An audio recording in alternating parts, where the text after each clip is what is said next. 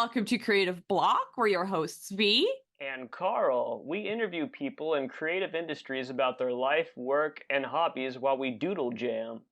We asked people on our social medias if they had specific topics they wanted us to discuss, as well as some drawing prompts. And today with us we have Anguel Roumenov. What's up, guys? Hi! Hello. Hey! It's been a long time coming. Yeah. I've been really excited to have you on the pod, Angel, because you are the first game dev, I think, that we're having on the pod. Cool, yeah. I feel special. You are. And so I kind of, and you went to school for animation. Yeah, I mean, right? I kind of did animation and game development. My schooling was like weird and sort of non-traditional. I sort of knew that I wanted to make games and stuff like fairly young. I was like in middle school, and I was like, okay, I'm determined to do this. And I just kind of, started approaching it like kind of structurally. And then at some point, I basically just argued with my parents. I said like, okay, I can do like high school, like home in like a homeschool fashion, and then I would have time to and like the flexibility to like go to the community college and take classes and like how to use software and shit to like actually put games together. That's what you did? Yeah, so I was kind of doing them both for a bit, and then I was like, and then I guess I learned that you could kind of test out of it because I was going to be going to the community college anyway, and then I could later transfer from the community college to a university, and I like was planning to go to college, university, like 4-year college. So yeah, so basically I just kind of like constructed a plan and then started carrying that out. That's so cool. It's so cool that you knew so early what you wanted and you were able to kind of make a plan for it. And what were the classes that you took in community college? I think I was just like really willing to be ambitious. Yeah, I don't know. It was also like a thing in the environment. Like my dad messed around with computers and stuff. Like he had used them, I guess, like in a work and university context, like in Bulgaria when it was communist. And so like because of that, like basically as soon as they came to the US, my parents were like, oh, we're gonna get like computers and we're gonna get on the internet. We're gonna use this like newfangled stuff. Because I guess that was like one of the shiny new features of like being in the West, you know? And so just like trying to take full advantage of like whatever was around, whatever they felt like they could wrap their heads around. And so like it was in the environment for me. I remember when you told me that, Angel, that you like kind of at that age sort of usurped high school and like started doing community college. I was like, you can do that? Because I was just fresh off of the trauma of having to endure like Florida public school for 4 years when we met at Ringling, and I like my mind was like blown that you had. It seemed to me like you had like a huge leg up and got to like skip a bunch of like bullshit. At least for me, just because I'm from Florida and like I mean for people who don't know, Angel and I go back. We met freshman year, like day one, right? At Ringling. Yep. Dude, I remember the moment I met KARL and I saw like all the cool Fooly Cooly stuff in his room. Oh yeah, my prized possession, the Conti Kid Robot vinyl toy I bought for $80, and I still have it. It's by a plant now, but it fell during an earthquake, and it like so we put it away for a while because it's very top heavy, but. Yeah, dude, like it was anyhow. I just wanted to like insert myself into your narrative. I mean, you are part of it. Actually, you come into the narrative pretty soon, frankly. Like then I go to Ringling. But you can probably talk more about like the the foundation that sort of made you go into the whole thing or whatever, because like you have a very interesting kind of story as far as like your dual citizenship and growing up in Southern California and your roots in Bulgaria, right? Yeah, Bulgaria. In fact, that's where you are as we speak. At this very moment. Yep. Yeah, very like interesting kind of. But I guess if you don't have to, if that doesn't inform, like I guess like the sort of like I guess the journey that you're describing, I just like think it's like worth noting, like people wouldn't know otherwise that like you have like a lot of interesting history and stuff, and like I don't know, but like you talk about yourself. Yeah, thanks, man. Nah, it's cool. Like I mean, there's like a lot there though. Honestly, it'd be like a whole. It's like you're getting to like biopic territory. Like talking about I mean, I guess social realities and stuff. Because I mean, like my parents, or I guess my family was carried over here in like this kind of huge wave of like social, maybe not upheaval, because it's not like things were getting like totally destroyed or something, but like just kind of like wild, rapid change. Well, Yeah, I only mention just because as I've known you, it always seems like your history and who you are had a lot to do with like informing, I yeah, guess, your totally. ethic and how like and like your passion and this and that. Because like I can't really separate the two in my mind when I think about Angel and like, Yeah, yeah. what you're able to and just how you even describe what you do in a way. Because I don't, you're able to do the technical stuff. You're like technical directing, and I can't think. But like when you describe it, and maybe like because you talk about it the same way you talk about, I guess, yourself and everything else, and it's very easier for me to understand, and it's like I get it because I don't you might be more, what is it, right brain than I wish I was, or Uh-huh. is that the part of your brain that like is able I to forget actually like, which one the claim is on, but I think the left brain, right brain thing is like a little BS. well, I guess it's very black and white. Yeah. Yeah, yeah. No, no, That's no, how but I the get what you world mean. I get works, what you mean. right? Like just like a different way of like breaking things down and making frames around things. I've been thinking about that a lot actually. I feel like that's very important. I mean, I guess honestly, it's mostly yeah, I guess so. If we want to clue in like a little bit about like I don't know childhood and shit, there is like this aspect of coming to the U.S. and then like having to like learn the language, and so like so I was here for a bit and then I went back, and so then I finally sorry when I say here I'm in Bulgaria now that's confusing. Okay, so I was in the U.S. for a little bit and then they sent me back for a while because it didn't seem like things were gonna like go that well necessarily.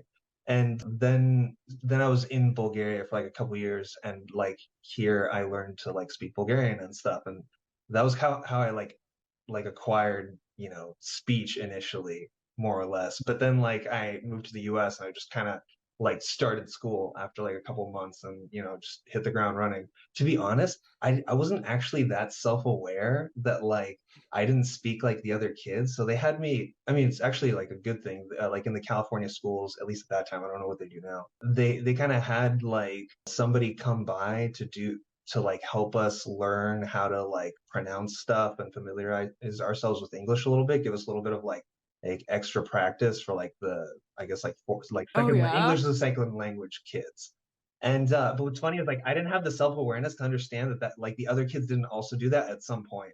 Like I didn't realize that till like 2 or 3 years later or something. ESL, yeah, dude. I feel, man, that's good that they taught you pronunciation because when I went Yeah. to ESL, I was just like, this is just a lower grade of English. It was just the same stuff you would do in English class, Uh-huh. except a couple grades lower. So I was like, this is a waste of my Yeah. time. I mean, this was like in first grade, right? So also that was like Oh, very okay. Mhm. early, right when they were just starting to really fuck the school system.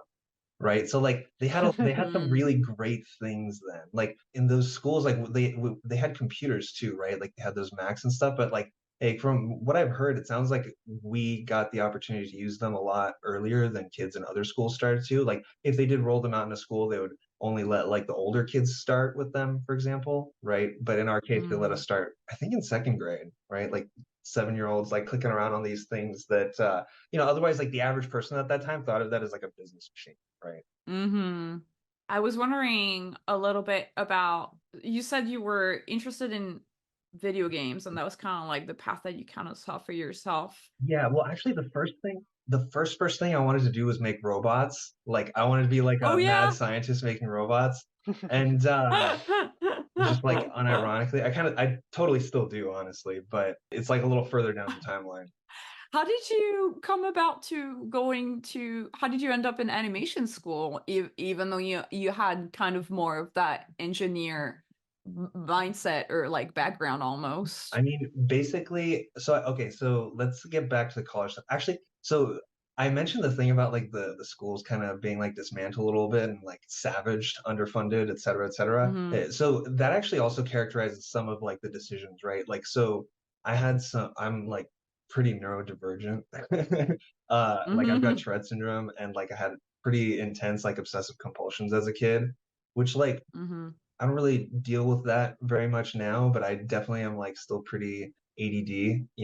And so like at some point, like public school got a little difficult in that context. And so that was like where the initial decision to like homeschool me came from. And that was like where like my parents first came into any kind of knowledge about like looking at the details of how the school system works, how it runs, like what the expectations are, and like even asking those questions that most people probably never ask. And so that was like a major reason that we were like informed on any of those other options, right? So yeah, and then so part of it also was like we were seeing like the schools kind of get worse progressively. Like every time like I went to a new school, so like we moved once and I went to a different elementary school, and it was like okay, but I had a teacher who was like, I don't know, she didn't seem to like children. It was weird. I don't know why she was a school teacher, and she was like vocal about it too. It was odd. It's like one of those things like people think it's like funny if they say like I know I'm a bitch. It's like yeah, but that doesn't make it. Oh, you know you should still try not. I feel like there's always a couple teachers like that, like Yeah, who yeah, I guess aren't in so. it for like an enthusiasm for like promoting like the knowledge needed. They're there for maybe like I don't know, maybe they lost a bet or something. Like because I'm like it's a hard job to just want to Well, do, so it and wasn't as you don't hard even then, like it. right? I think it wasn't as hard Yeah, then. Yeah. So maybe now, oh maybe man, that's what it is. Yeah. I feel for teachers. You know, they're like actually Oh doing my God's God. Yeah. work or trying. But anyway, so yeah, that's neither here nor there. What was the last thing I was on? The teacher. I got a little sidetracked talking about her, like About the teacher, unfortunately. yeah, you were talking about how the schools were kind of not Oh really yeah. great, and so that's how you started paying attention to how the system works. Yeah, so basically, we started thinking about that. I had some kind of like challenges because of the neurological disorders, I guess. Yeah, so then when like I initially started middle school, it was just kind of like very clear, like, oh wow, this is like worse than the last school. Mm. And you could just kind of see the changes taking place, I guess like intuitively. Like I don't think we were like super politically aware or whatever of what was or wasn't happening, Mm-hmm. but like you could just kind of feel it. And then my mom was gonna go back to school at the same time, and so she decided to like make it extra hard on herself and then like teach us at the same time. But that also meant that I was exposed to like to shortcut it, she would kind of use like some of her school material, but it was like college level stuff, right? But so I was like exposed to like a more sophisticated perspective of it because she was willing to give it a shot, like let's see if this works, see if they can deal with Mm-hmm. this version of an explanation, right? So like my first exposure to art history was from like her art history textbook. I basically just like read her art history textbook after her. She was like, "This is good. Read this." What were the textbook? Where were they from? Like, were they like American art history textbook or Yeah, okay? American ones. It was what she had when she was going to the community college that then I later went. Oh, gotcha. Oh, that is so cool. Actually, I started before she finished. Oh, that's so funny. Yeah.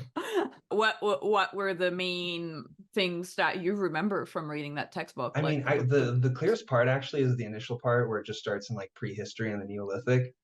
And so like Mhm. I got that in sixth grade, and that was like when the homeschooling started and whatnot. And so then I also had like a lot of time to like explore and make models of these things, and like I practiced like chipping stone. I did all kinds of like silly bullshit in my yard, you know. Chipping And stone, like actual, like, are you talking about like the act of like carving no, like stones? flint napping, like making arrowheads and stuff. Yeah, Oh we're gosh. trying to like cleave like different minerals into like kind of blades, right? To make like tools, make like stone tools. Yeah, And I yeah. was like really interested in like the history and the anthropology of it and stuff like that. And also like that early art. Like I still think about it. Mm. Yeah. I think a lot about like the earliest artists, the people. I mean, I think of them as animators, really. Like looking at the Lascaux caves and stuff, I've always found it like pretty magical, and there's like the sense of movement and whatnot. And also back then they Mhm. didn't have like a picture frame, right? But you still see a Mhm. tendency of some sort of arrangement. So like there's almost a sense of composition, but then, Mhm. as far as you can tell from remaining evidence, there doesn't seem to be like a particular frame around it. And like I Mhm. find that very interesting too, right? Like pre-frame images, like it's interesting to me to think about like when someone first decided to like take it off the wall, and like one of the older cave painters going like, whoa, son, you've lost the way, this is not art, you can't do this, but they did it anyway, the maniacs, you know. That's funny to imagine. It's funny, especially to think about how it started writing on the walls, and then eventually for mass production, I guess, even if you go back to printing, it had to be on paper so people could like carry it around. But then eventually art kind of came back to being on the walls of like homes and museums because that was a display of wealth. I think that's pretty interesting how it kind of went back around, but for status. So you were learning at home and learning all of these different things, and I keep kind of going back to the animation versus video games because Oh yeah, I and the can get on that engineering now. side of it, because I think that's interesting that there are sides of animation that can be kind of related to engineering. Like there are parts of the pipeline where I guess you can write scripts, and also if you do 3D animation, there's stuff that can kind of maybe like correlate between the two. Well, in my opinion, it's like it's all engineering. Oh Right? yeah, even Like that's actually one of the reasons I'm interested in it, right? Because like so part of my decision to like say like okay, I'm gonna make video games was because like I said, initially I wanted to make robots, and then but I was drawn to them because of like media I'd seen, right? And movie stuff. And so then I was like watching things about like behind the scenes of how movies are made, but like really, just whatever bullshit was on TV, right? But I was like engaged by it, and I would wonder about it, and I would also like dismantle stuff and try to like reconfigure it and shit, like dismantling VCRs and I don't know, just like whatever had to go or whatever, I don't know, like yeah, just like crap that like my dad could get a hold of and would let me get my grubby little hands on. My little screwdriver. I was gonna say you like had VCRs to dismantle. That's all. You like had like your dad would just like acquire like hardware and Yeah, like materials. sometimes I think probably like secondhand stuff, sometimes people get rid of old VCRs or some shit. And so Okay. like I don't recall exactly where we got them from, but like and occasionally, like we would replace our VCR. And so like yeah, on those occasions I would like dismantle those things and like examine them and try to understand how they worked and like break them down. So interesting. I'm Yeah. imagining you doing this. But yeah, so it's like so that was kind of like my initial interest, and I was thinking like fucking robots, yeah. But at some point, I became cognizant that like just the slightest bit realistic that like, what if robots like that won't like exist in my lifetime or something? Like maybe this is like a really far off thing. And so then I started thinking like, okay, maybe I want to make the representations of those things, right? So maybe it's like movies and stuff like that that I'm into. And I didn't necessarily have like a direction yet. I'm talking about like when I was 8 or something. But then like between then and I guess having that like extra undirected time to be creative when we started like homeschooling and stuff, like then it kind of like rapidly crystallized. I guess the other thing is like to some extent like games also offered like an extra social outlet because like living in like the suburban sprawl, there were like a couple kids around, but there weren't that many. And so it's like if I wanted to see somebody, they were like some distance away. It required like coordination. I'd have to be like driven there. And so like it was like a space I guess I could be like autonomous and explore in. And so that was like yeah, and I guess to some extent there's just like the greatest level of like intellectual stimulation there. So I just like glued onto it and glued onto like games. And I understood like, okay, this is like the most interesting thing. And then I maintained my interest because it just seems like it has the largest conceivable possibility space for like problems. Because you could just like you could stick anything into a game, right? Like Dwarf Fortress has like insane levels of simulation, right? And yeah, like it's to the extent that like people invent new technologies just to make a toy, basically. And yeah, I don't know. I think that's cool, and I think it's like a good way to explore things, right? Yeah. Now I think I do think games are I'm really excited about games in general, especially in our current day and age, because it's so easy to distribute games now. It's way easier to make games now because you have all the technology that's available and the computers, but also the software and the language models and the engines. And I think we are the closest ever in the history of video games of like it being considered an art form. And Oh, you there's think like it isn't? Like you think it isn't considered? I don't even think about that question, honestly. Like I don't even care what people's opinion is. I'm like, oh, dude. I mean, okay. Here's the question. Like really, really, it's up to you. Like, are you making an artistic video game or like not? And then also, how do people take it, right?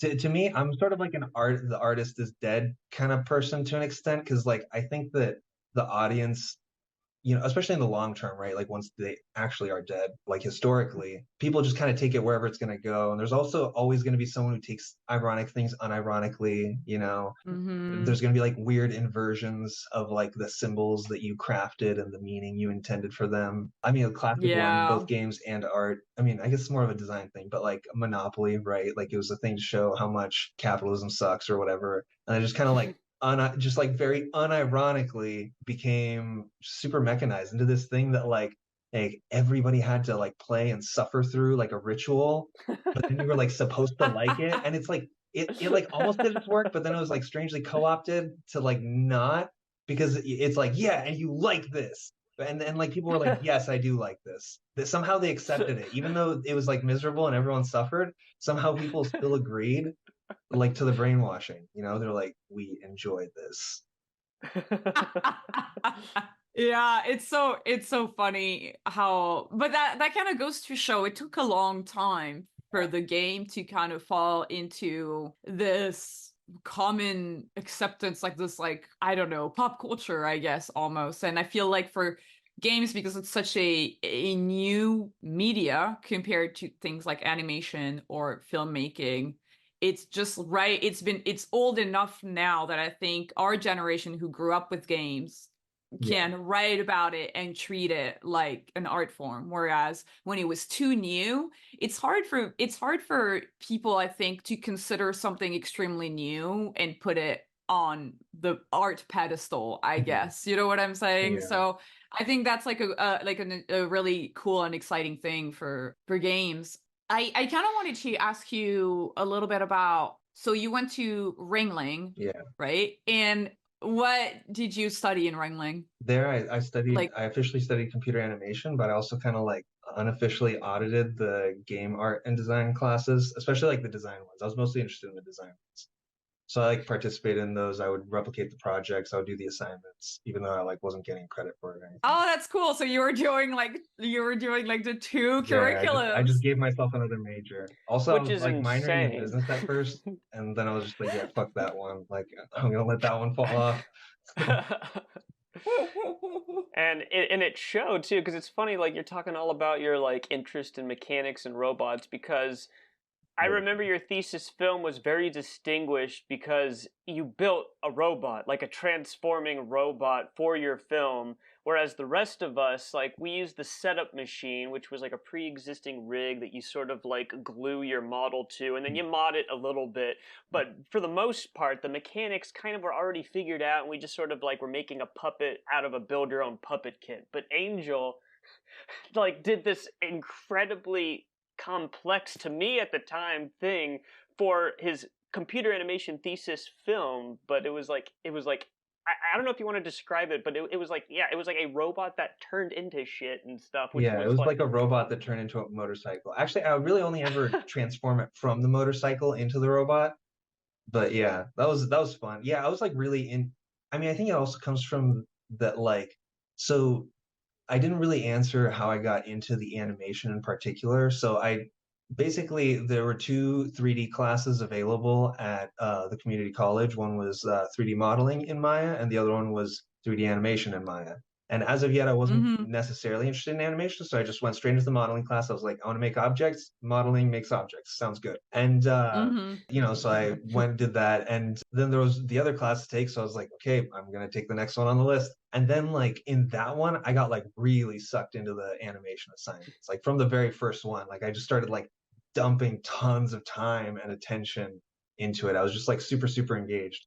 And at that time, I think I was still maintaining like that I thought I'd do like environment art because that seemed like the most direct 3D thing with the highest demand in video games and like close to level Mm-hmm. design. And then I could maybe like get into game design and stuff because at that point that was kind of like the path for a lot of people. And yeah. or testing. This was back in the day when like you go from QA to design, which now is like not a thing. Oh, really? Yeah, Oh, it's like man. very segregated, I'd say. Like, you know, there's like Oh, the upper shit. class and the lower class. Oh my God. Well, good to know. Yeah. I That's, mean, well, because it's like, because teams got so much bigger, I guess. Because like now it's like it's. yeah, it's because they're bigger. It's because now it's a department, right? Yeah, it's a department that staffs Mm-hmm. up. I mean, it obviously depends on the company, right? Like we're not like that. We Mhm. don't want to be like that. But I mean, as like a whole in the large studios and stuff.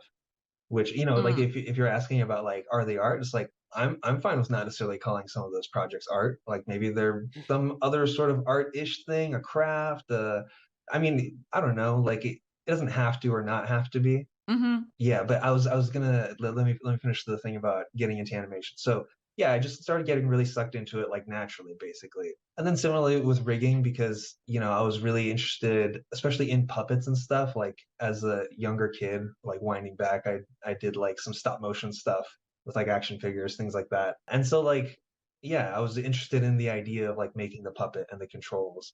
And I've always liked Mhm. taking things apart too. So it's like if you give me something to animate, like one of the first things we're going to do is try to like break it open and see what's inside. And yeah, and so I got like really into the animation stuff, and I was like, okay, but like I'm not gonna give up on like the making games thing. So like I guess I'm just gonna figure out how like animation fits into games, right? And then like Mhm. that kind of became like the mission and the goal, and I oriented myself towards Ringling because I just kind of looked around and I was like, okay, this is like a reputable 3D animation program. But actually at the time I thought the destruction of the California school system rears its ugly head once more. I was actually planning to transfer to Cal State Fullerton because like I Mm. was I was on a path to like save money and not go to like a private art school or some shit, and Mhm. like be clever about it because I was informed. But that year they didn't accept any students, and I applied to Ringling basically to like I just wanted like a baseline to see at what level I was at because I was curious like, am I starting Mhm. at this stage for like animation and stuff? Because I'd only started it like recently, like turned towards that, and I basically started drawing like after I decided I liked animating, like computer animating, Mhm. and then I was like one of my friends, I still remember the moment. He I was modeling some like crazy monster thing, and he pointed out something about like the structure of part of it, and I had like kind of modeled it like a human leg, and in order to like, I still can visualize the drawing and like how mind blown I was when I saw it. Like he drew the contour of the upper leg, right, to like give me this note, and then he drew the lower contour, and then I saw him do like the cross section, right, just like a little edge to indicate how Uh-huh. the form Yeah. turns and like I suddenly saw the form and my mind was like I was like whoa. And I was just like it made such a deep impression in my brain. I was like whoa, what is this like technology, like you are able to so efficiently show me what I'm supposed to do. Like I'd never seen somebody draw like that. I'd seen people belabor illustrations, but I hadn't seen somebody like draw technically like that up to that point. Mhm. And I was like, I need to understand this. And then like just hearing like general advice, people like, yeah, you're supposed to be like good at figure drawing if you want to be a really good animator. I was like, all right, starting figure drawing. And that was like the beginning of my like absolute metric shitload of figure drawing I've done throughout my life. I really, really love figure drawing. Honestly, like if I could like really have it my way, or maybe like as a retirement thing, I would like to just, like draw figures all day and like have some kind of figure drawing session like all day, every Mm. day when I retire. Like I just want to master drawing the human figure at some point. But yeah, so that was like the next kind of organic thing. And then that was basically my entire portfolio when I applied to Ringling. And that was one of the reasons I applied too, because I was like, I didn't have much of a portfolio. I wasn't really trying to put together things to be an artist. The whole time I was thinking about like how to put together games, how to construct games. And I was always working on mods and stuff like that, trying to learn about pipelines and stick shit into things. Mhm. And so like I joined some indie projects like back when indie wasn't a thing. And so Mm. like none of these got anywhere. There are like so many like different distances of like half starts, doing some design stuff, sometimes making a bunch of levels, sometimes making some gameplay stuff too, just like various lengths of complete to incomplete to like prototype to not even a prototype that like none of them got finished. And like in between that time and like Ringling, I think there were like 15 projects that were like that just like didn't get it. Damn. Yeah, like 15 And failed that, projects Wow. before I like officially started like college and the animation program and stuff, right? Like a lot of lessons, right? A good friend of Mhm. mine once told me that lessons are what we get when we don't get what we want. And I didn't get what Mhm. I wanted on like 15 of those occasions. But So you learned a lot of yeah. lessons. Well, I Yeah. think I think each one is like an opportunity to learn a lesson. You don't have to. Mhm. People do fail. well, that isn't failure the lesson, kind of? But I mean, like, it's interesting how you say that, because that is failure. I mean, you know, like you're talking about, is, to me it's synonymous, right? But I don't know, maybe like if there's nothing to be gained from it, just effort spent. Because Right. I don't know, I have to tell myself that it's all relevant. You know what I mean? Like, even if it doesn't seem. Oh no, I mean I agree. I think the failures are like inextricably relevant, you know? Like I think we Yeah. always see that. You have like a path that you through which you explore art. Yeah, if it just came easily, like hey, something that's kind of that's kind of funny about how people present like learn art material. It's always like learn it fast, learn it how I mastered 5 days. And it's like, dude, God forbid you become a master that fast. Cause like that's when it gets shitty. Like when you think you're like actually like above the level of the thing you're executing and you can do it like effortlessly, then like it looks impressive to other people because you've mastered a magic trick, right? But like in order to like get better, like you need to figure out new magic tricks, right? Like whole new conceptions of how to present this and the narrative and all these different layers of experience. It Yeah. almost sounds like you're describing. I mean, yeah, well, that, I don't know if that has a lot to do with sort of like the puzzle solving or whatever that is kind of Definitely. correlated to like what you actually like do now, sort of like, because I can't, like, if that is somehow related to kind of like No, it totally is. Yeah, I like solving yeah. puzzles. It also reflects the kind of games I like. And I mean, I think even in like Potionomics, not that it's like my game, but I just mean we as a whole like puzzly stuff quite a bit, you know. Yeah. Puzzle. I'm also kind of like a puzzle game kind of person, I guess. Also like tactics and econ sims, stuff like that, you know, like spreadsheet games. Yeah. Yeah. Like you're only in what are they called? Like windows, and you're like have your little cursor. But it's cool that like it's really cool because when you watch the trailer for Potionomics, it doesn't feel like a puzzle game. It feels like has so much life to it because you have a lot of characters and you have lots of different Yeah, settings. well, actually, I should say it's because like the audience may not be familiar with it. It's not quite a puzzle game. It's like a crafting simulator, and like I guess we call it like a potion shop simulator. So it's about like running the business. Also, by the way, on sale now. Go buy it. Buy it a lot. Edit that out, V. Edit it out. Yeah, I So didn't pay for funny. that. I didn't pay for that promo code. No, that's good. Yeah, I think it's interesting that you talk about modding, that you were modding before school. Like, how did you mod games? Because I've just become really recently aware of what that is. I didn't know that it was a thing.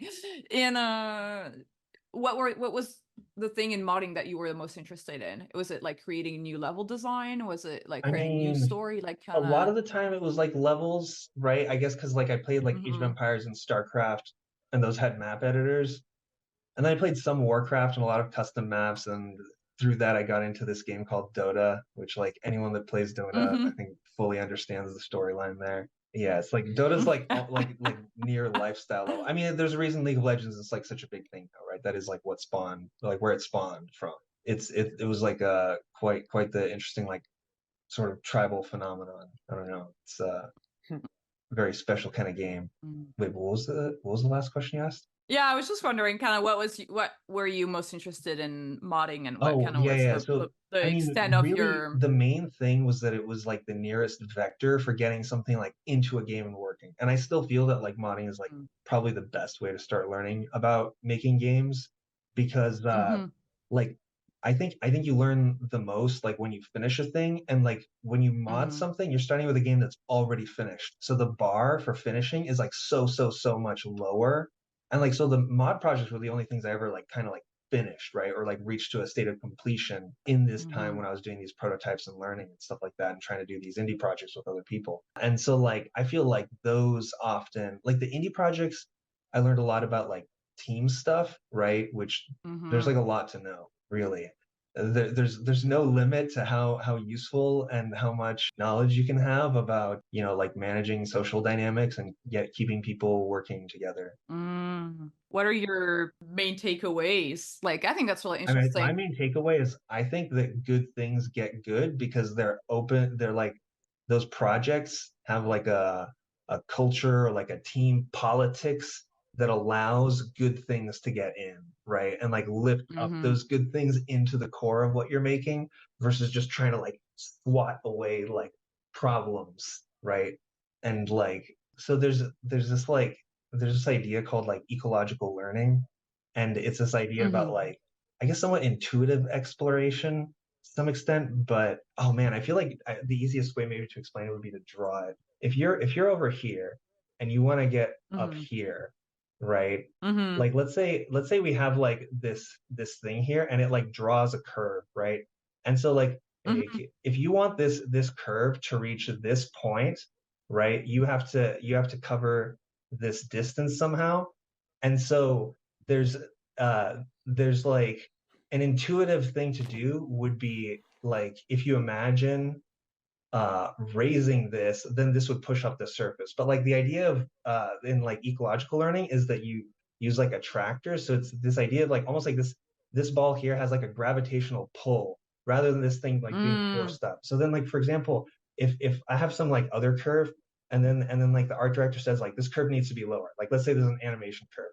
So like one of the reasons that motion capture processes were like kind of shitty initially is because people would do things like, okay, I got this note, and then they would just like cut off the top, right? And then they'd go Oh back yeah. and try to like massage these things and kind of make it work, right? And eventually they got good at that workflow, and then they found like other ways and got like better at like simplifying animation.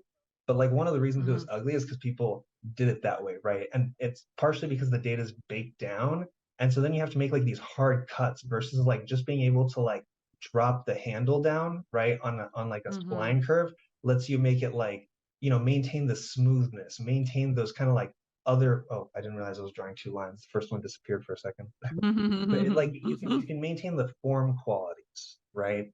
And so like I think this also speaks to this idea of like having models inside your brain, right? Like the I think the most important thing is to like be able to assemble some kind of model of what's going on. And so to get back to the modding thing, right? You can build a pretty good model by playing the game, right? And so then it's just much more approachable to understand how to modify that model by working from there. And it's like kind of an intuitive thing that like kids generally want to do.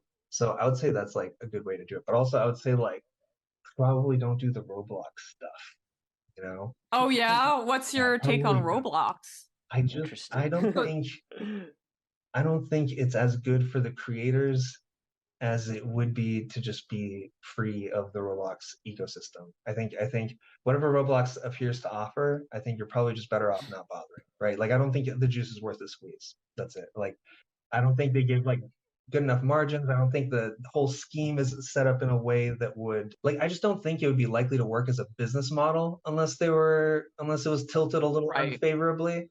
And so for that reason, I think you're better off just like learning in an environment that allows you to learn as much as possible and like add as much good knowledge, right? Like add attractors and like and ideas about what to reach towards rather than like trying to learn like things to avoid.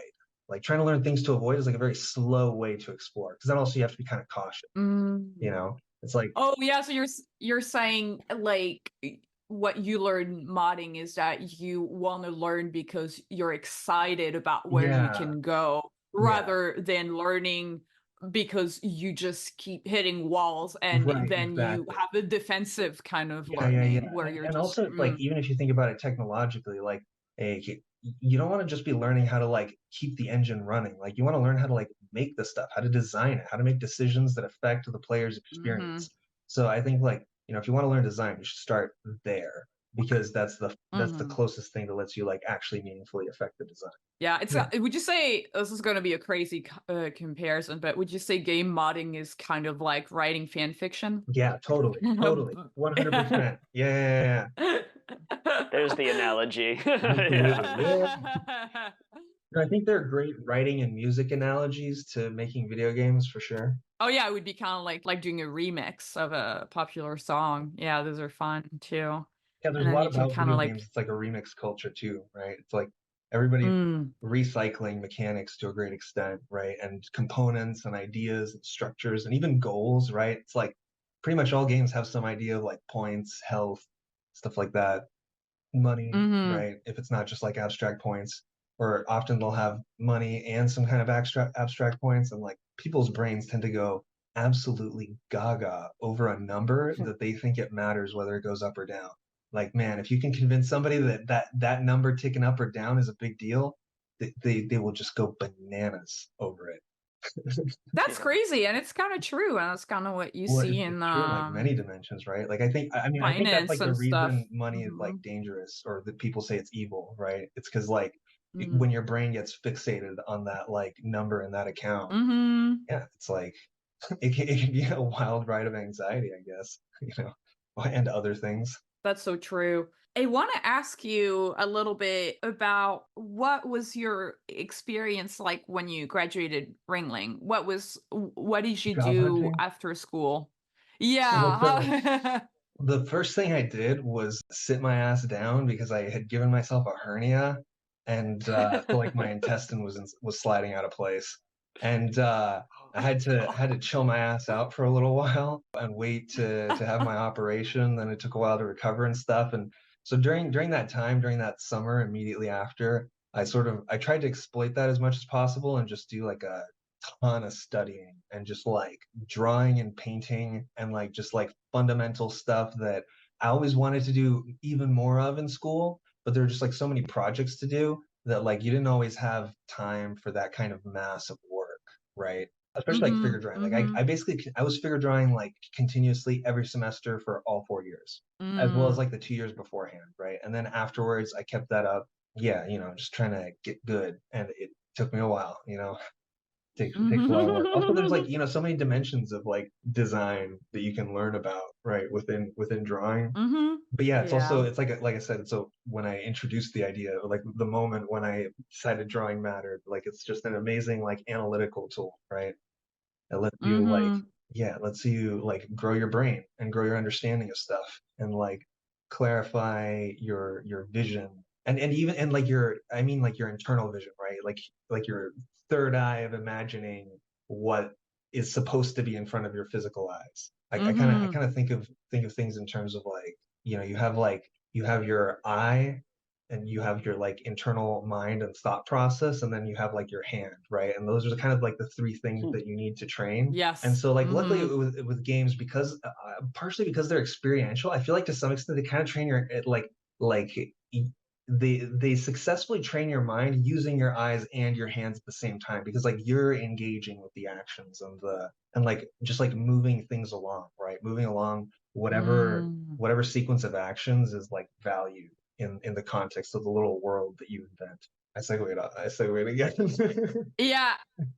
No worries. Yeah, I was kind of wondering, like, how did you land your first gig, and what was your first gig? And when I'm saying gig, it's like the one thing that started helping you pay the bills, you Yeah, know? so the first thing was basically after recovering from the hernia bit and the operation and stuff like that. I did some like freelance work for Intel. I think that was when I started Mhm. that project. And then otherwise, my goal was to spend those couple months right after getting out of school, just improving some of my fundamental skills, and then like hit the ground running with an indie game, right? Like I had friends that I Mm. had like teamed up with in college, and we had made some prototypes and stuff, and we were like, okay, let's like make a full-fledged fucking game. Let's do it. Mhm. And so yeah, I just tried to do that, but yeah, it was hard to really make it happen. Yeah, it'd be like a whole story to get into that. I'm not sure like what's the briefest way, but just like one more in the long list of things that like found some reason to not work out, right?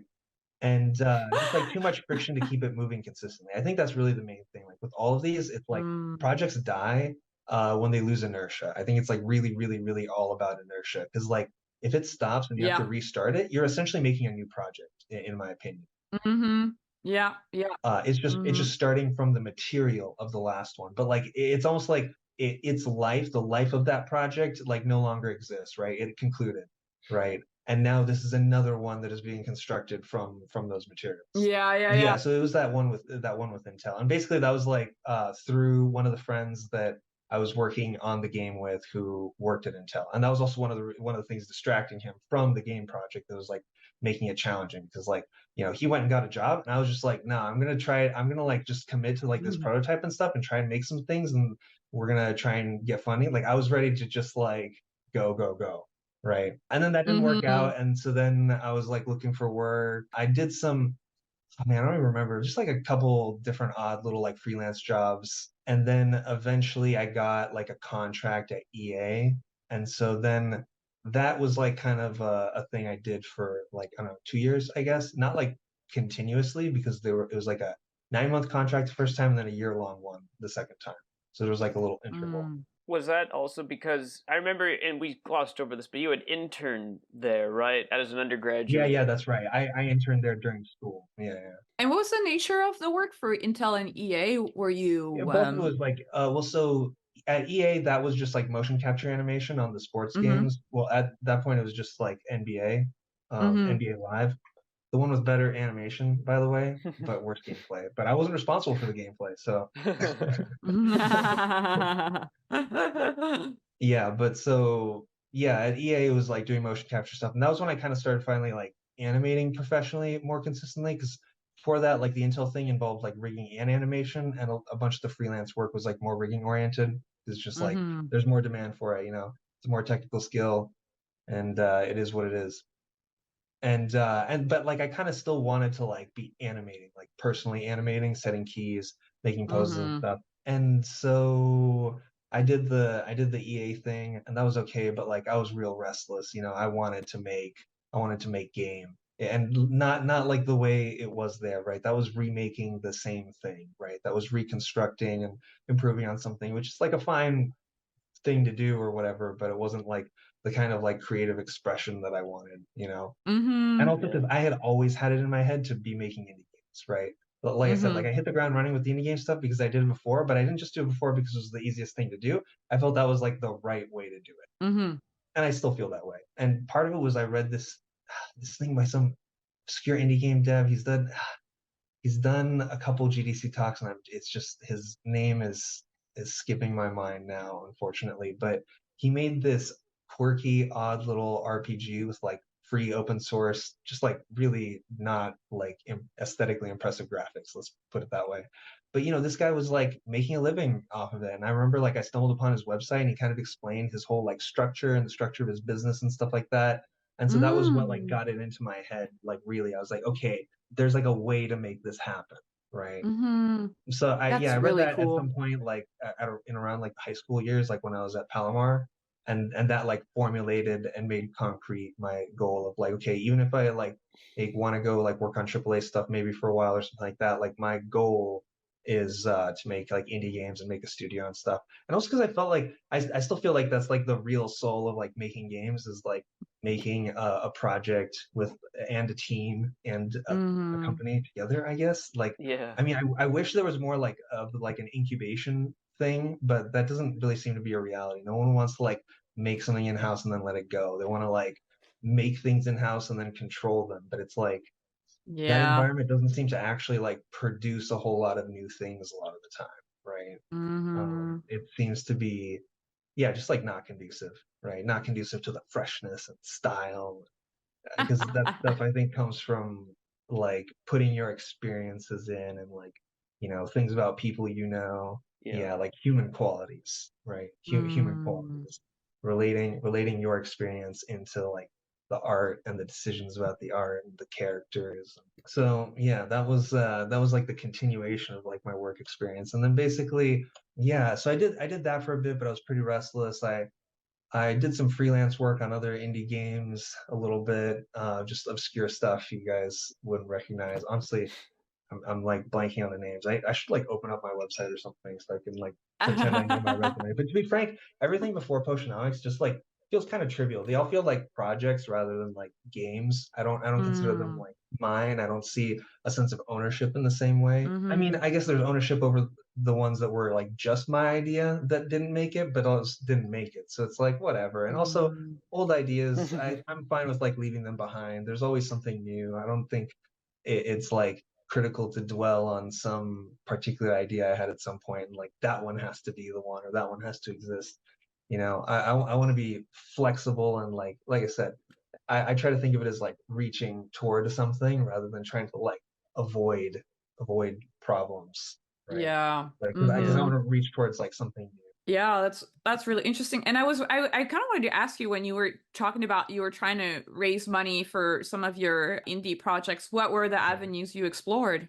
Oh man, there were different situations. I mean, at that point, a lot of it was like trying to meet people at GDC who were like Mm, connected to publishing and stuff like that. There weren't like a ton of conduits. The main thing was like really, I mean, even now it's like you kind of need a prototype in order to pitch anything. So at that point, it was really just about like mostly finding a team that could like really put together a prototype. Because like that's actually pretty hard, right? Especially making mm-hmm. something like really, really new. Like I said, if you're not starting with like an existing baseline, Yeah. it's quite difficult. And even Potionomics, like originally we were just like trying to make Recettear but prettier. Like that's this other game that's like older and it had some other features like dungeon crawling and stuff like that. But we as a whole don't feel like that really added things to the game. And so we're Hmm. just like, okay, we want to make it about this focused aspect of it and just do that. I feel like, it's interesting that you mentioned that, because I do feel like starting from having like a main inspiration that you kind of start from and then kind of modify and then eventually it becomes your own is, for some reason, as a kid or like, a student, I used to kind of look down on that. But I feel now as a professional, like this is the best way to be the most creative, because you don't have to build everything from nothing. And I think when you're like starting from a complete like void, it's like paralyzing, and it's so much easier to start with some sort of foundation, even if later down the line you destroy all of the foundation and you make it something new. And I think that's really inspiring to hear that you guys kind of vibed on the same game, because it also helps to build a team. If you're like, hey, this is the main inspiration for this, and everybody's like, I love this thing, and then you have some common Yeah. grounds. Yeah, that was very much what it was. That was very much what it was. Like I just kind of ran into Jody coincidentally at one GDC, after we'd both graduated and stuff and been kind of doing some things for a couple years. And Mm, he had like a couple illustrations and he's like, "Yeah, I've been making like this prototype for a game. It's called Potionomics, blah blah blah." And I was like looking at it and he had some artwork that Hope had done and like we also gone to school with Hope and I was just like, "Yeah, dude, this has like some soul and mm, inspiration and also like I felt like I get it. And I think the other people that are doing stuff look like they get it too. They get the inspiration and the idea, and they're on board with like the experiential goal. And sometimes you can just kind of feel it. And I was like, okay, this is and in general, I'm very open to at least then when I had more time, right, and flexibility. Now I'm pretty committed to mm. this thing, but in Yeah. general, I was very open to just like trying stuff, hopping on to projects and trying to contribute, right? Hmm. Wherever there Hmm. were some kind of like opportunities, especially if they seemed like serious. And this one had like a Hmm. lot of inspiration. I felt like I could see like obvious ways that I could excel, basically, right? Like Hmm. just Hmm. it was like clear to me that like I know how to improve this for sure, and I get how to improve it the right way. Hmm. Yeah, I think that was also important to us when we were looking for like subsequent people. I think right to like preserve that Mm. and make sure like that was one of the criteria by which we selected Emily as an animator, even though she had like basically like no experience. She'd like interned for a couple months after graduating, but otherwise I was just like, dude, like we did the animation tests and she was like the only person that like actually followed the instructions and like with the priority order that I like described. And I was like, dude, she just like gets the notes, she fills out the instructions, and like it seemed like she got like the vibe and the feeling of it, even though she like wasn't necessarily somebody that like played a ton of games and also like didn't have a ton of animation experience. I just felt like it seemed very clear to me that this person had like the right like mindset and perspective that we Hmm. could like learn how to do the things correctly together, right? Because Hmm. I think Hmm. really like you're always like learning and teaching yourself and discovering how to do things, right? Hmm. And I felt Hmm. like, okay, this is somebody I can like communicate with and we can like make it through this journey of discovery together. That's so sweet. That's a great tip for people interviewing, I think, showing that you can you understand the project and you're excited about it and you're excited to bring to the table your special skills and how you can improve the project. I Yeah, think. I mean, I think that's also one of those things where like your artistic diversity makes a huge difference for that. I think in Emily's case, the thing that worked in her favor was like she actually, it's funny, she wasn't even trying to be an animator. She really like wants to be an illustrator, and like now she's like learning modeling more so.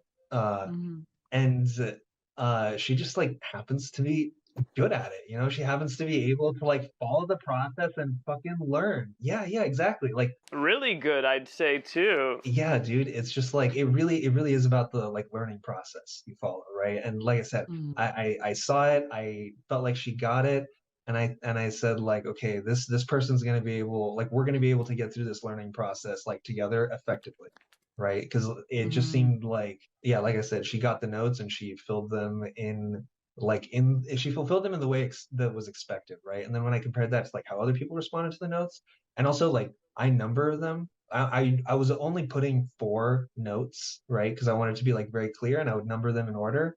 And like a huge, astounding number of people did not fulfill them in order, even though I like explicitly said like, look, this is like the priority, and this is why. Again, for whatever reason, they just elected to kind of like do some different things. Like some people did like number 2 and 4.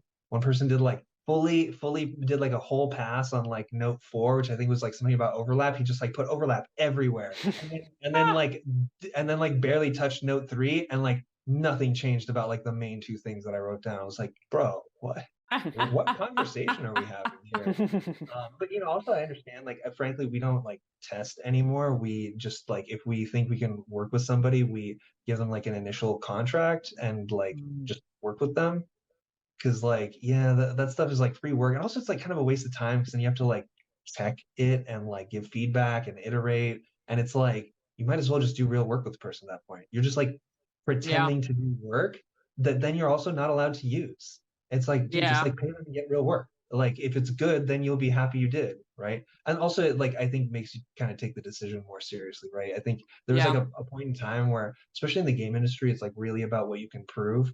But like at some point, it was like kind of crazy. Like to get like any job, you'd have to like do some kind of a test. I feel like it was the sort of thing like, hey, you had to like really have like things pre-prepared for each one and be able to just kind of like modify and submit something, or to just have like made the perfect thing for that studio.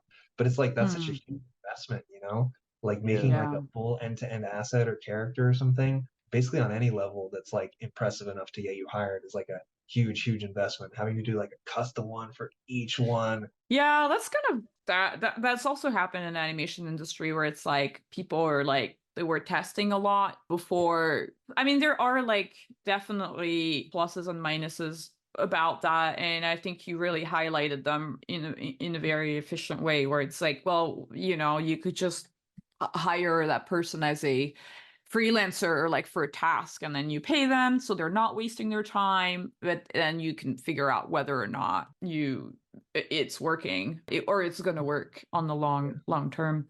Yeah, but that's crazy that like it's, man, all these gig work, it's like not only is it a gig, but on top of that you have to test to get the gig. It's like as Yeah. if you were just like hired to make sandwiches like for an event, but they were like, no, we want you to make our sandwich for us first before Yeah, we can yeah. hire you to make sandwiches for the game. For the, you know, the, I don't know, the football event or whatever. And it's like, Yeah, Yeah, this yeah, is yeah. insane, this is I get crazy. your metaphor. I'm picking up what you're Yeah. putting down. And it's all too easy for it to become like exploitive or unethical or whatever, and then Yeah. just like a waste of everyone's time. Yeah. And I guess, Also, nobody yeah, nobody ever respects artists. Like, just for real, it's astounding. It's just Mm. like, oh man. But I kind of want to talk also about what it was like working with a small team on Potionomics and what it was like, you know, getting all of the positive reception for the game, and, you know, kind of because you guys have been working on it kind of like closed circuit for like a ton of years, right? Is there doubt? Yeah. Is there like how is that emotionally, that ride? I mean, you know, for real, that gets difficult. It's, I mean, you know, a lot of making something happen, especially in like, you know, the challenging circumstances of just trying to like bootstrap an indie game. Mm, A lot of it is about like commitment. You know, like you need to be like mm, really committed, because there's just like an endless potential stream of like challenges and barriers and stuff like that. It's like, you know, like things are more accessible, but like not in a way that really makes it that much easier. I think Mhm. it just gets competitive to the proportion that it gets more accessible, right? That's the thing. So it Yeah. never really changes, in my opinion. I And think it's it always takes just like challenging. takes longer than you always anticipate, because I remember you Yeah, expressing like I didn't think that I'd be still on this like what it was like a year and a half or so right before. It was like I thought it would be done in like 2 years, but then it took like 5 years or whatever. yeah, But I guess I anything like I guess I see that like with a lot of like these indie games or whatever. It's like you just yeah, sort of I guess can't think about like the necessary steps that like entail and like the time that that consumes. But then in the end, especially with a game that people interact with and use, it's a very personal kind of media, and all that time and whatever sort of makes it worth it because it's like forever. And I know you're still like fine tuning it and things like that, but like it's like yeah, like a special catered like thing that is sort of like it's important to invest that kind of care, I suppose, but yeah, it's dude, totally. definitely, I mean, you know, I think that like thinking about that kind of stuff was one of the things that kept me like committed to it because, I felt like it mattered, and I think like the biggest crises of confidence are usually when people think like, oh, will this matter?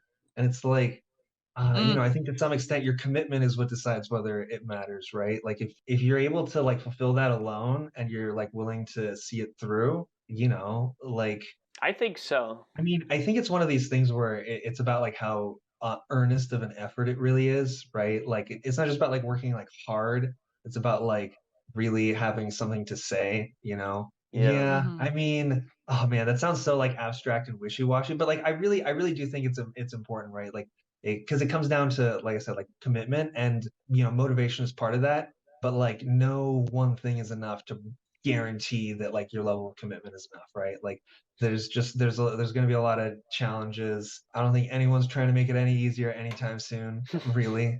Like, there are things that facilitate it. Like, I mean, yeah. Do we want to talk about AI? Oh Shit. God. Well, Yeah, we can have a discussion about AI because I feel like we haven't really talked about it on Creative Block yet. Oh, hell yeah. Let's do Let's this. get into it. Oh. I know I kind of go back and forth because sometimes I'm like, oh man, down in the dumps. But other days I'm like, AI is not all that. Like I just watched a really funny reel of it's like a skit, right? It's a comedian that's just like pretending to be a client and he's like, ChatGPT, get me draw me like a bowl of ramen. And it's unable to give just a bowl of ramen without Mhm. the chopsticks. And the comedy is that, the Right, comedian right. gets angrier and angrier because he tries every possible way to prompt the AI and it just gives more Well, chopsticks. yeah, I think the thing about AI right now is like, in my opinion, these like image generator things are like not really going to cut it for essentially that exact fundamental reason. And it's because like what that really indicates is it kind of reminds us what the data set is that it's trained on, right? The data set Mm-hmm. is trying to associate it is like a vector association between the words used to describe these things and the images themselves. However, Mm-hmm. who are the words coming from? They're just like some comments on the internet and stuff. Like how sophisticated is this language going to be for describing what you actually want? Like it doesn't matter if you talk to it like a pro art director. I think I count as a pro art director.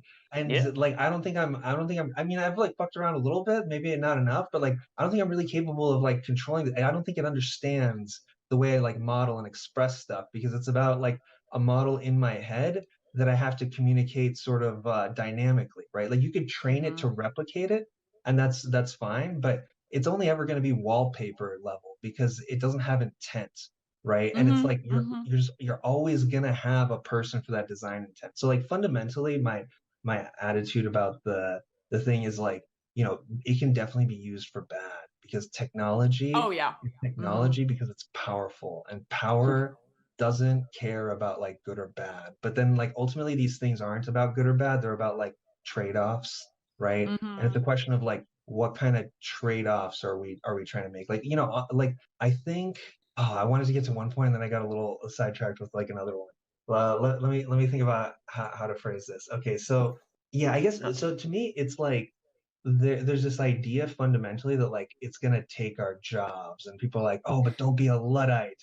Now, like the Luddites are kind of like misunderstood, right? They weren't just trying to like smash machines and stuff. They had like some sophisticated thoughts about what they thought they were owed and why they thought they were owed it, right? Because you have to Mm-hmm. remember these machines, just like these AIs, are always like this isn't different actually, right? It's always trained on the techniques of like artisans that like explore Yes. using materials and structuring stuff, and then we simplify and streamline those constructions to just the necessary bits for our engineering projects, right? Mm-hmm. Like the first foundries that casted like guns, cannons, artillery pieces and stuff like that were bell foundries, right? It was the technology to make bells, and I bet you probably also the fact that like it's like a resonating object affected their ability to like really learn how to do that well and like control the metallurgy and stuff like that and control like the different parameters of it, because like otherwise that bell cracks, right? And you can Mm-hmm. like literally Mm-hmm. hear things about the qualities of the bells, right? And so like yeah, there's always some like period of like artistic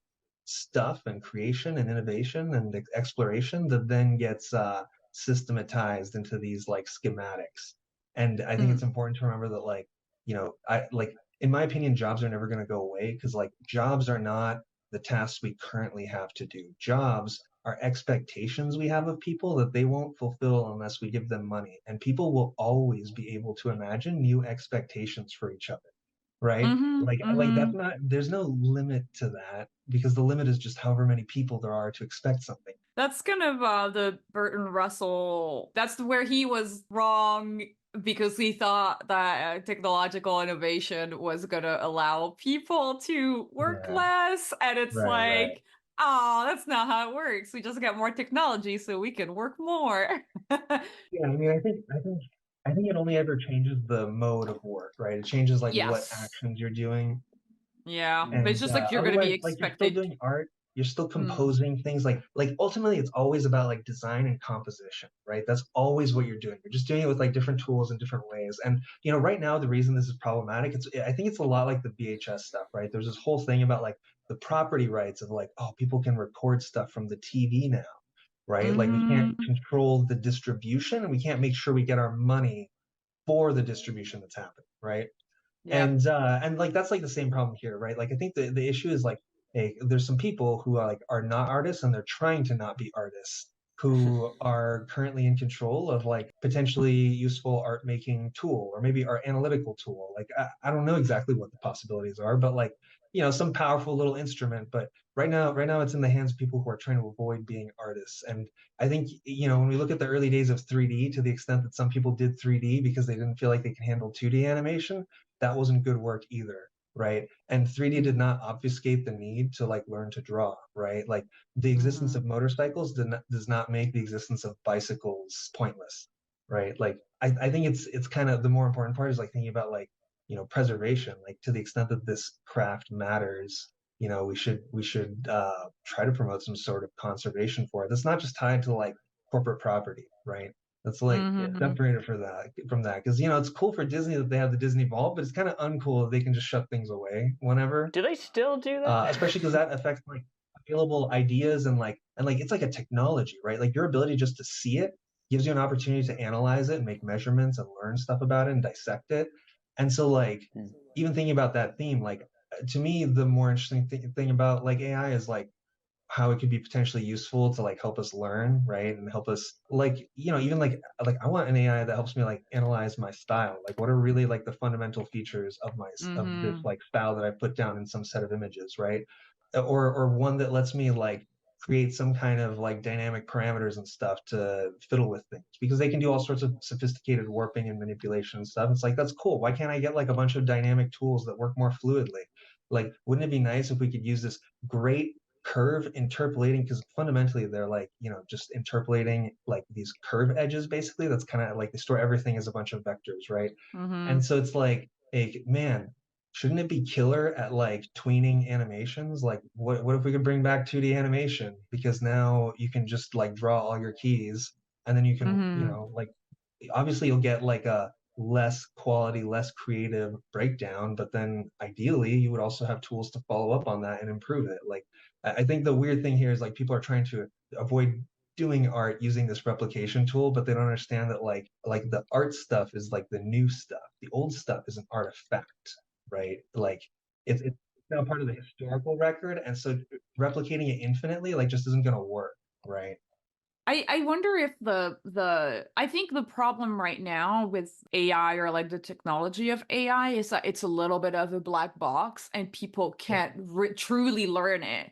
So people who are using AI to create art online, like the AI browser or whatever, like they don't understand it either. They just get excited that they can make pictures. But ideally, if artists were to use AI for themselves, then we would need to be taught more in depth how it works so we can make it work for us, because Yeah, that's well, kind of what happened with Photoshop. It's like, well, once yeah, we learned how to use Photoshop and how to run scripts yeah, with it, and it can really speed up our pipeline or like our workflow. But right now I don't know if AI allows artists to, it feels a little bit like Apple, where they give you a product and they're like, use it, and you can't do anything with well, it. the thing is, like, You know what I yeah, I mean? mean, obviously there was a barrier to entry, right? And I mean, Mm-hmm. there was a barrier to entry when 3D became a thing, right? You needed some kind of fucking Mm-hmm. workstation computer, like Yeah. even people that had computers were not necessarily prepared to like be doing those kinds of tasks on their PC, even if it was like tricked out, Mm-hmm. so like or just the things you could do would be limited, right? Yeah. And that was like a hard limitation. That was actually one of the things that made it hard to even get a job, because it was hard to even like generate something that was anywhere near the level of like quality that people were actually looking for.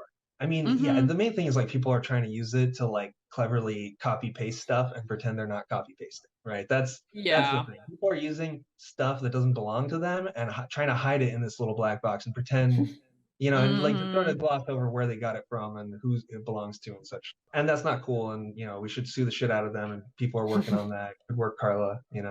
Actually, Mm-hmm. I'm gonna pretend to take partial credit, because like she was like posting some stuff on Facebook about it very early on, and I responded like very early. I was like, I think the only way is a class action lawsuit. And then later, boom, fucking called it class action lawsuit. And it looks like it's getting some work done. So cool, cool.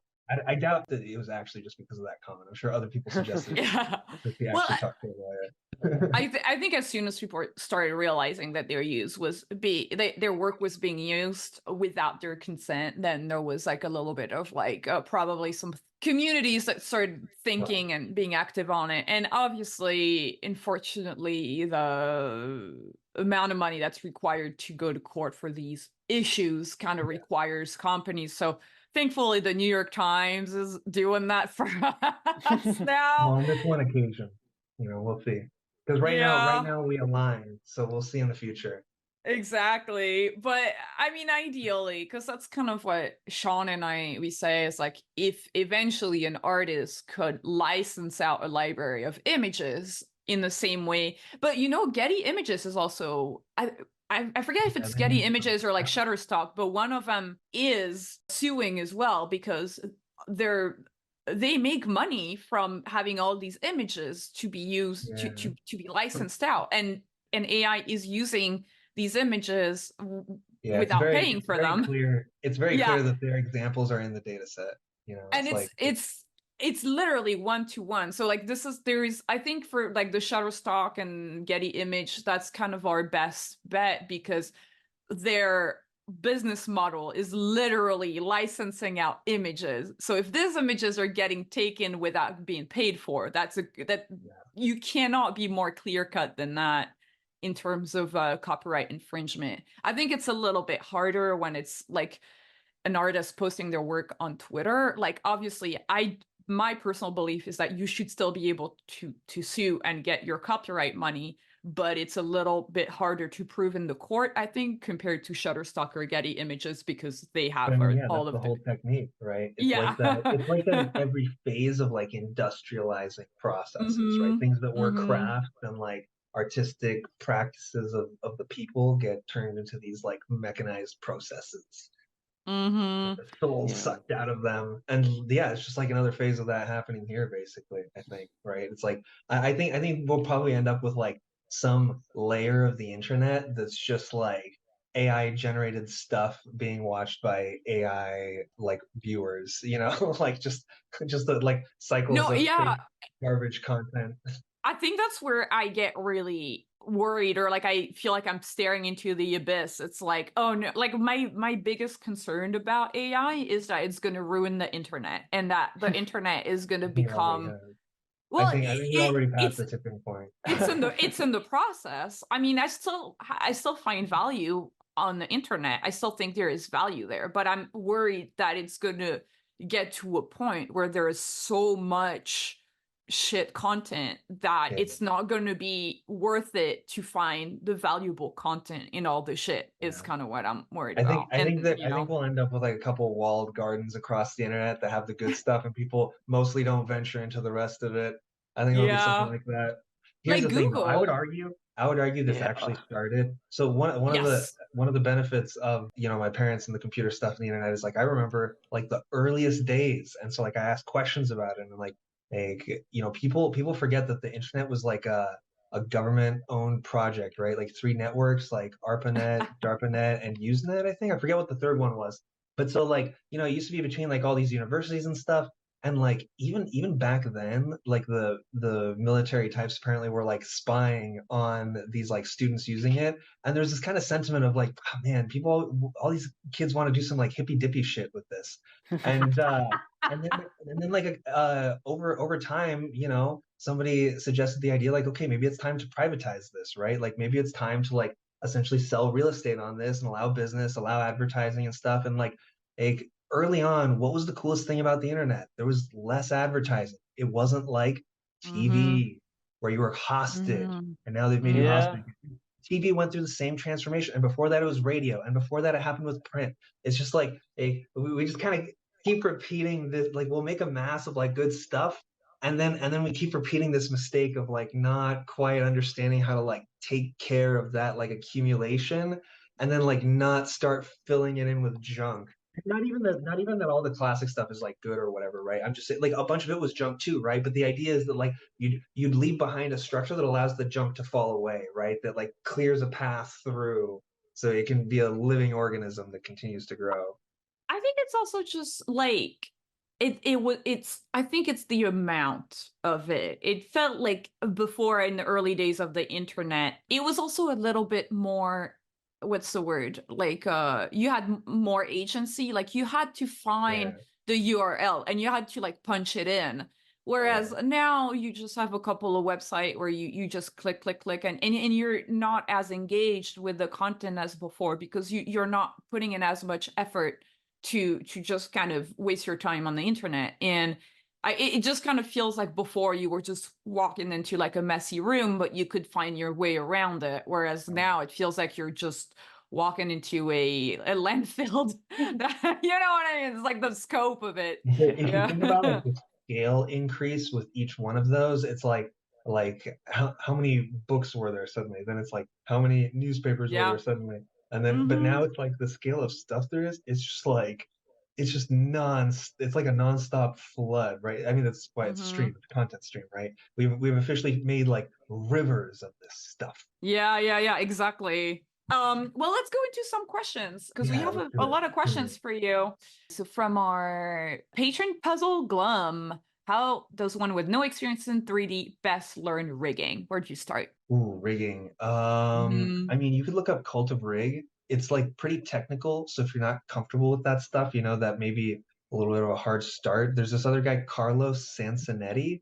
He made these videos for Gnomon that I learned a lot from, and he has some other videos on CG Circuit. Those seem pretty good. I would say, yeah, I mean, probably, start small, right? Like always try to reduce it to like the smallest tractable example. And imagine that you're going to have to do this thing like a dozen times, right? About a Mm. dozen times at least to like figure out how it is, right?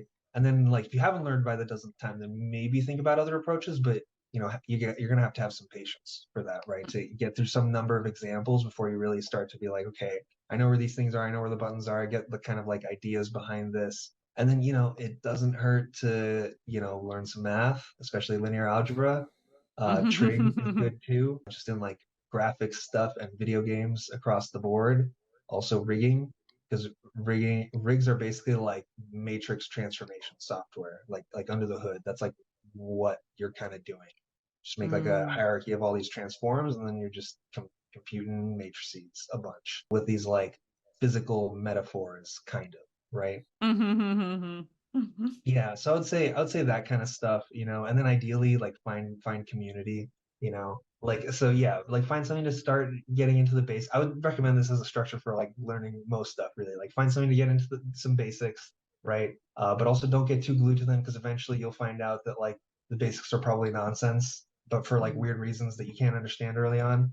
But allow yourself to absorb the basics, then like try and find like community and ask for help as you try to get through like intermediate level challenges. Just like increase the complexity one like dimension at a time. It's like, okay, now we're gonna do some IK, now we're gonna switch it on and off, now we're gonna, like add feature by feature, and then yeah, and then like look at other people's work, right? Compare yours to theirs and try to see what your level is at, right? Like I said, like that was why I applied to Ringling in the first place, right? Was just to see that. And then they defunded the other school. So I was like, okay, this is the option, or I just wait an unknown number of years till the school can let me in. Gosh, that stuff was so hard for me to grasp. And I feel like at Ringling, the people who were good already kind of like you like sought it out yourself. I know that they like did fundamental rigging classes, but my brain, I like never could quite get it right. I don't feel like back then they really taught rigging very well. I don't know what it's like now, but like that was something that was like kind of, definitely not an emphasis, and they definitely didn't mind if people like didn't really understand it. They just wanted people to get through the task and feel comfortable like hitting the buttons, I think. It was tough, but yeah, that's always a tough way to do anything too, right? To just be like dropped in and just have like a manual and be like, follow these instructions, do not deviate, or things will go catastrophically wrong. And like, for me, it's like a chemical recipe, and if I screw up, I'll make mustard gas. But then yeah. Every tutorial is a little bit different, and I'm like, someone who can't speak the language, so I have to follow the exact recipe, but then every other tutorial is a little bit different, and it's like, to me, totally anti-intuitive, but I guess you have to have a curiosity for the rigging itself, and for me, I didn't, I guess, that's the thing, you have to want to be the puppet maker, and I just wanted to be the puppeteer, and so I guess there's a difference in values that sort of incentivizes you to want to do that. And I guess your baby steps, learn how to chisel before you learn how to screw and what actually, I don't know how to make a puppet. See, that's the thing. I can't even make an analogy. That's how foreign and alien it is to me. But yeah, it's okay, it works. I get you. I feel you with the chiseling and screwing. I just made mustard gas with puppet strings on it and poison all the children in the puppet theater. That's what I do. But wow, that's a good dark turn.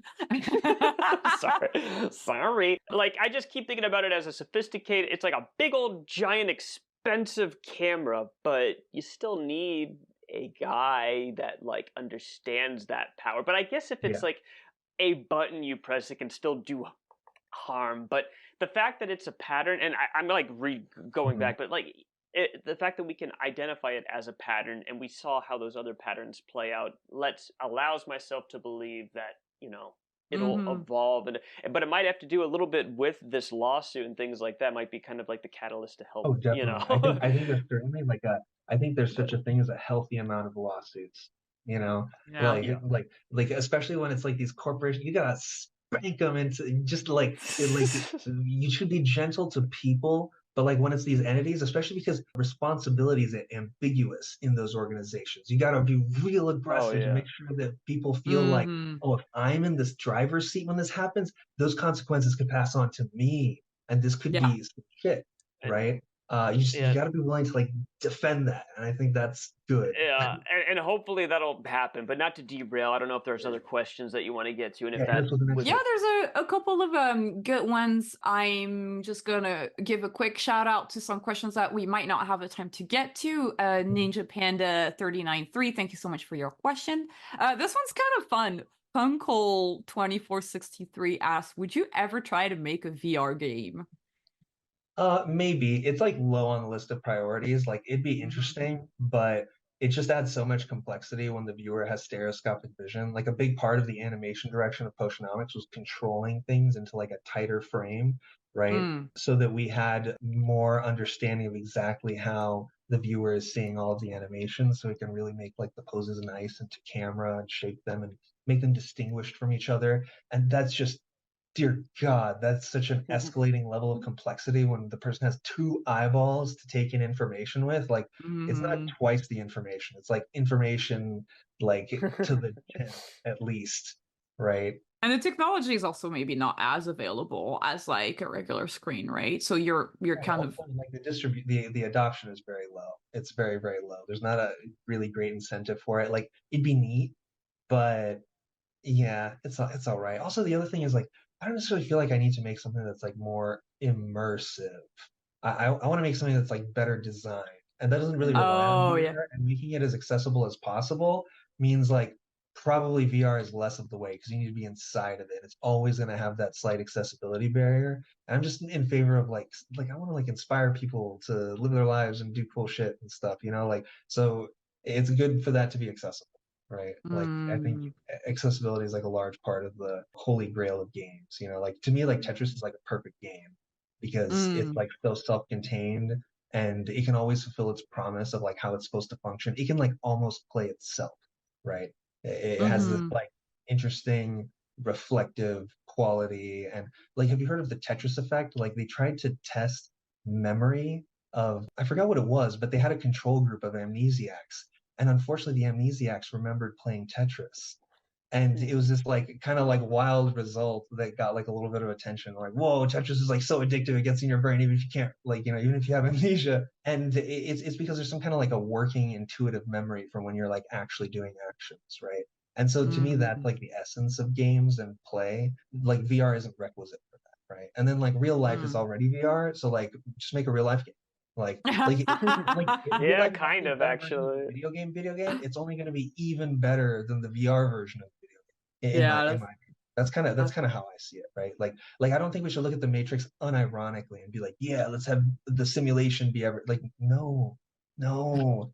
Life is beautiful, nature, flowers, people, like I don't know. that's really funny. I think we kind of glossed over this next question, but I think it could be if you still have time. I think that would be kind of cool to get a little like bullet point list for this. At Hank Humble 3552 asks, "What is your experience with networking and getting your name known?" So you kind of talked about GDC. Yeah, I mean, for me, it's mostly like showing up to GDC. I don't even know if I'm like really known. Like to me, I feel like the extent to which I'm known is the extent to which like, at least I hope, is the extent to which I tried to like really like help people learn when I was like in school. Like otherwise, like I'm not like a huge like self-promotion person. I kind of hope for the work to speak for itself. Honestly, I kind of want to make like a secret alias in order to like post more stuff.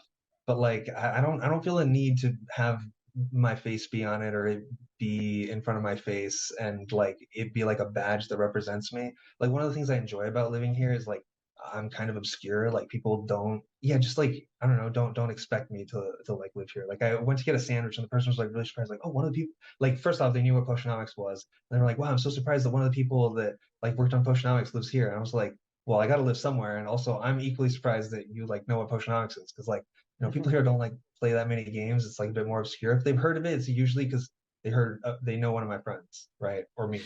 And but like I enjoy that. Like I just want to be like a person and make things from like that humanist perspective. But it is fun to talk about stuff. It is fun to like communicate these ideas and hopefully like get people excited to make stuff. So that's why I like do some of these things too.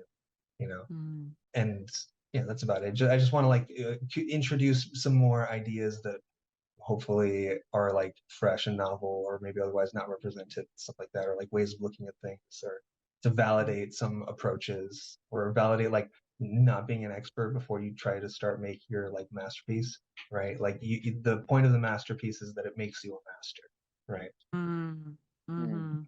mhm. We have like one last question from at Magic Bunny Art. I wonder who that is. Hey, Megan, love you.